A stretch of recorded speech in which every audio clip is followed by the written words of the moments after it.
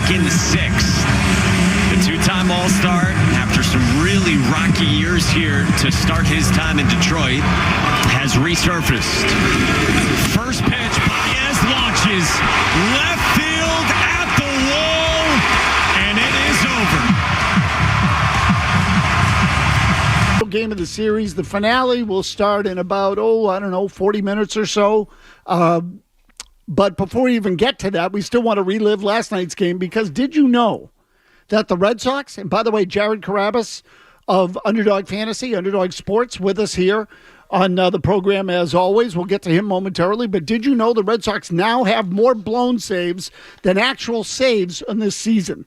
They are 10 for 21 in save opportunities. The Red Sox are. They are the only team in baseball with a save percentage as a team under 50%. They lead the majors in blown saves, and you already know about the one-run losses and everything else. Which brings me to Jared Carrabis, our weekly guest. A guest, rather. It's also a guest sometimes with Jared. He is presented by Blue Moonlight, a light and refreshing citrus wheat beer with only 95 calories, brewed with real tangerine peel for a subtle sweetness and smooth finish, just like Jared. Enjoy Blue Moonlight today. So, Jared, what are we threatening here now with the Red Sox? What is your temperature on the overall state of the team? 22-22 after 44 games. I don't want to say that I reached my breaking point last night, because that feels a little dramatic, but I did feel like I've turned a corner on how I view and perceive this group. So last night after the game, I tweeted something very dramatic first, but then my second thought out tweet was, the Red Sox are who they are at this point. If they're going to float around 500 for the fourth straight year, then just call up the kids and let the fans enjoy Red Sox baseball once again. Enough is enough. Because, I mean, I've seen all the response to this. I've seen all the discourse surrounding my comments. I've seen some folks say, there's Carrabis throwing in the towel on the season already. I'm not saying that the season is over or that it's unsalvageable. I'm just saying I want to enjoy watching my favorite baseball team again. Like right now, how many Red Sox fans are super pumped? Unless you're a well-rounded baseball fan, I could see you wanting to be or being excited about seeing Tarek Skubal pitch tonight, because he's gonna shove tonight. Like that's just what he does. I also want to note, I don't think that, if you call up Roman Anthony and Marcelo Meyer, are those guys going to save the season? That's a lot of pressure to put on two guys. No, I'm saying that it makes does it make your team better? Yes. Does it make them more fun to watch? Yes. But they scored 9 runs last night, Tony. Like, you're going to sit there and say, oh, let's call up Roman Anthony and Marcelo Meyer. That'll save the season. They scored 9 runs. Like, they've got, and to your point about those save numbers, that's insane. Like, what's going on right now with the bullpen. And I'm sure we're going to have a much layered discussion about what happened last night. People want to blame Cora. We can do that. We can talk about Andrew Bailey. There's plenty of different directions that we can go in. But, man, I am very, very, very disappointed in how this season is going to this point. And I am at that point of a viewing experience where I'm like, just call the kids. It is what it is. So, Jared, I'll tell you what, it sounds funny and you said you got some pushback on the idea that you've reached a breaking point, and that you've the throw in the towel. You said did you say you heard from people on Twitter? Yeah, it wasn't so much, it was being misinterpreted, because I'm not throwing in the towel in the season. I'm not saying the season's over, so just call up the kids. I'm saying I don't enjoy the brand of baseball that the Red Sox play. Okay. So if they have these kids down there and they're as good as they say, call them up. What's the worst that could happen at this point? You're already trending towards, and I don't know how you feel about this take, Tony, they're already trending towards a losing record. Because if you're 500, having played mostly losing teams, well, that means that the winning teams are on the other side of this thing, and you're playing the best in the American League right now, and they're kicking your ass. And there's a good chance that they complete the sweep tonight, because the best pitcher on planet Earth is going for them. Okay, so Jared, here's why I asked you that question. Okay, and I think this is something that fans should consider, because I know when you said breaking point, I think there are points along the season. And by the way, 617-779-0985. You want to call in, Jared and I'd be happy to talk to you. It's a short version of the baseball hour tonight. We're done at 6:30 because of the Celtics game. And pregame begins here at 6:30. Grandy and Max take it right up to the opening tip at 7 o'clock or shortly thereafter. But the reason why that comment resonated with me is because about a week ago, and I was trying to find the exact game, but it was a little more than a week ago when they came out and played Texas at Fenway Park. And if you remember, they had lost a weekend series to the Minnesota Twins. And the last two games of the series were one-run losses. They lost 4-3 and 5-4 to Minnesota. They had Monday off. They came out against Texas. It was a rainy night at Fenway, and they laid an egg. It was a complete dud in that game to lower their record to 18-19. That night, I felt like you felt last night. It's exactly how I felt. And I thought, this is a bad sign. This team is not bouncing back and they're not recovering. And when I say not recovering, they're just not going on any sort of run. I thought that we might see some sort of energy from them in that Texas game when they lost 6-1. And frankly, were kind of a no-show. Lou Merlone at the end of the game on the broadcast said one team showed up tonight as if to say one team did not. And the team that showed up was not the Red Sox. Now, after that game, naturally, after the Texas game, I think they won 4 out of the next 5. So it got a little bit better. But then what happened the other night? Tanner Houck goes out to the mound, gets his face ripped off. Now he's on the disabled list. And so here's my point. The same pattern is repeating itself. Whenever they win a couple, Jared, they lose a couple. Or something happens that really shakes your foundation or your belief in them. One is either losing 2 out of 3 to a team like the Twins in one-run defeats in which they make a series of mistakes, or a pitcher goes out to the mound and gets his face ripped off like Tanner Houck did last night. So I hope it changes. But usually when you get into this part of the season, it doesn't just magically flip and turn around. So that's what has me concerned. This is a point. 40 games in, and it's 44. 44 games in is a pretty good sample. And I'm not telling you it's 100%. But often in baseball, you are what you are. And it's really hard to change from this point. I guess my question for you is this, and then we'll get to the callers. How does the pitching get better? Tell me. Well, to your point about it's hard to change, it's not hard to change. Like, they've got guys. Like, the fact that Guerrero is still down in the minors right now, why? The fact that we can talk about the position players and all that, but they've got guys down there that can come up and help this team right now.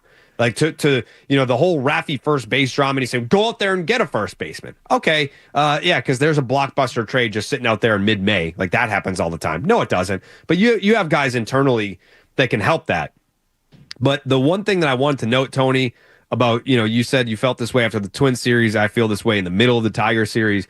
I've now infamously said, after the St. Louis Cardinals sweep, I don't know if you remember that series, the Red Sox swept the Cardinals convincingly. Yep. And this was early on, and this was after a lot of hype after signing Alex Bregman. We're like, okay, this is a playoff team. They're a much better team than they were last year.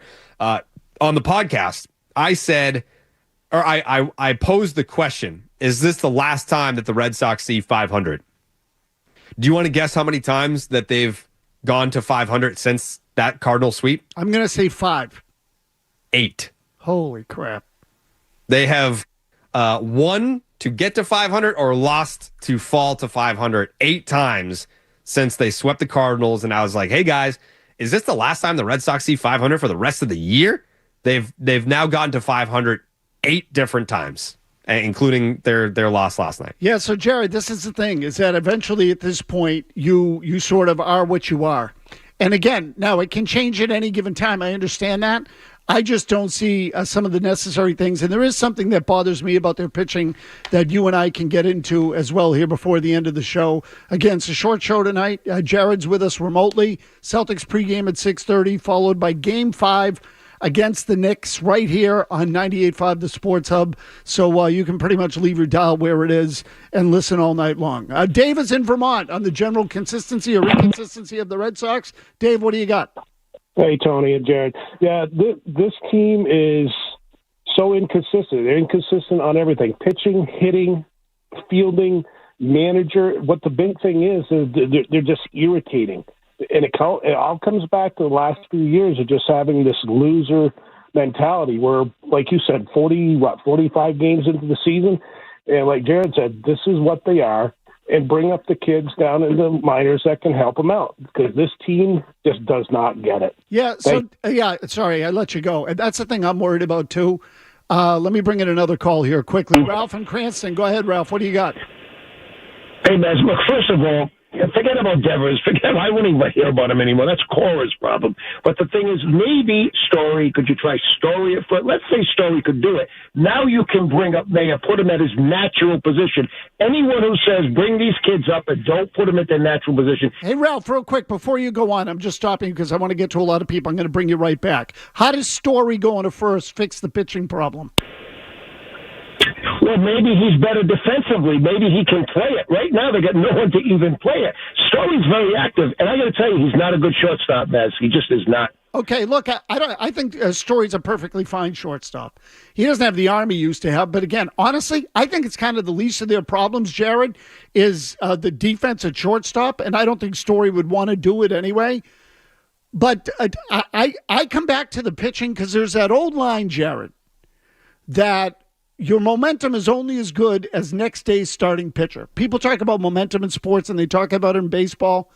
How is this team going to go on a winning streak, sending out a starter every fifth day? And I know that Houck is on the DL, but if it's not him, maybe it's Giolito, who craps his pants and get his brains beat in. Whatever it is, how do you go on a winning streak when guys are going out there giving up 10, 11 earned runs in an outing? Well, I think it goes back to a question that we had posed last week, the week before. What are the Red Sox good at? They're not good at, they're not particularly good at anything.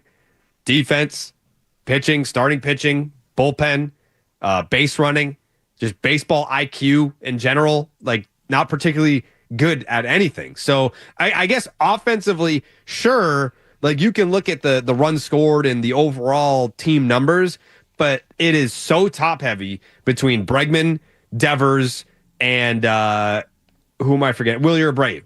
It's like they've got three dudes who can hit.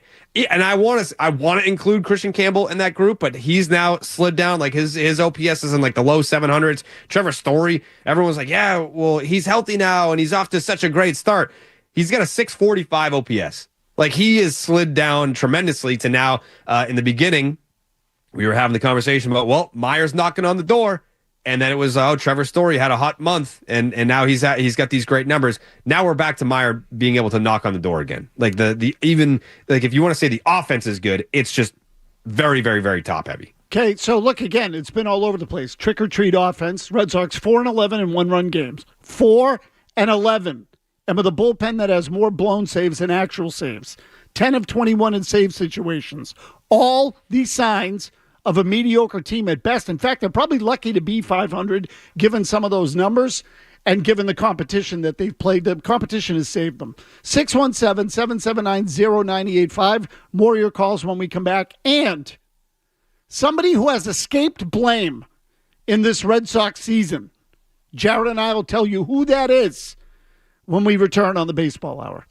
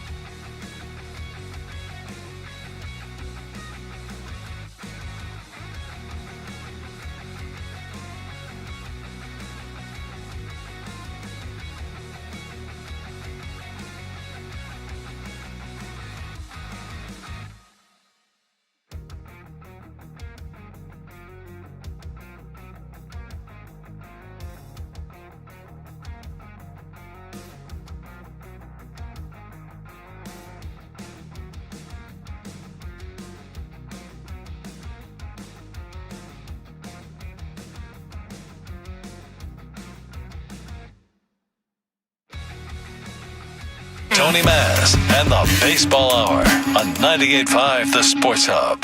So there's two aboard now, a walk and a hit batter in this inning, and after a visit from Andrew Bailey, Garrett Whitlock against Javi Baez. Yeah, so look, I know Javi Baez does struggle with breaking balls down and away.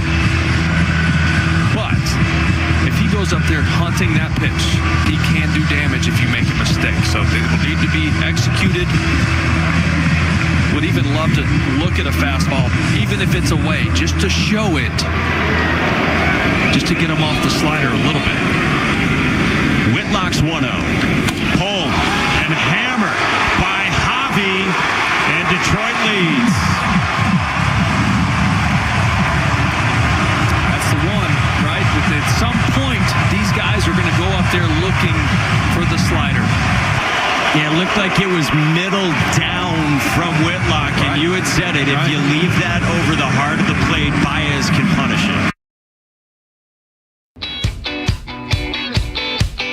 it. So this happened a couple of times last night. Red Sox, in their 3 blown saves, obviously gave up 3 big hits. Bring this up and get Jared Carrabis joining the show tonight, as he does every Wednesday when schedules allow. The first home run to Baez was a breaking ball. Second home run to Baez, the game winner, was a breaking ball. In between, Weiser threw a changeup that got singled into hit into right field. On 2 of those 3, if not all 3, Will Middlebrook said over and over again, I'd really like to see them stick with the fastball here. You got to watch out, etc. And yet the Red Sox threw off speed and got beat all 3 times. Now, look, last year we know they had a certain approach about throwing breaking balls or spinning it in a lot of key situations, Jared, largely because Andrew Bailey came in with the belief that most of the damage in the major leagues takes place on fastballs. So if you look at all the slugging in particular, it takes place on fastballs. And yet now it certainly feels like the opposition is caught up to the Red Sox and is hitting all these off-speed pitches and breaking balls. So let me put the question to you this way. Do you like the way they pitch? What do you think of the way the Red Sox pitch? First of all, no. I think when you look at the philosophy of, I think it was kind of described as, if we throw soft, then the ball will be hit softer, which I don't agree with. My guy Black Irish on Twitter, he always he'll listen to the shows and he'll come up with research on some of the topics that we hit on.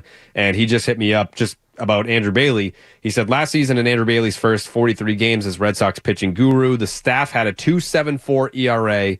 And that was when everyone was singing their praises. In their final 119 games last season, they had a 4.51 ERA. And in the first 44 games of this season, they have a 3.94. So that's a combined ERA of 4.36 in the last 163 games. So, I mean, I beat this into the ground all the time about first impressions. We just talked about Trevor's story, how everyone thinks, you know, he's healthy, he's having a great season. Well, that's because the first impression was, oh, he's playing great. You look at the numbers right now, like these are awful. So the first impression with Andrew Bailey as the pitching coach was, wow, so a sub-3 ERA for the staff. This guy is working miracles. But the reality is, since that first 43 game sample that he's been here, it's a 4.36, which isn't awful. It's not like, wow, what's going on back there? But it's certainly not like this miracle working by any means. Yeah, so look, Jared, I hate the way they pitch. I say I hate it. And again, I asked Milliken this because I couldn't find it, but naturally Milliken did because he knows where every stat is buried all throughout the internet. He's done all kinds of excavation on the internet. But the Red Sox rank 21st in the major leagues in usage of the four-seam fastball. Okay, 21st. Someone told me long ago, no matter what happens, the fastball's still the best pitch in the game.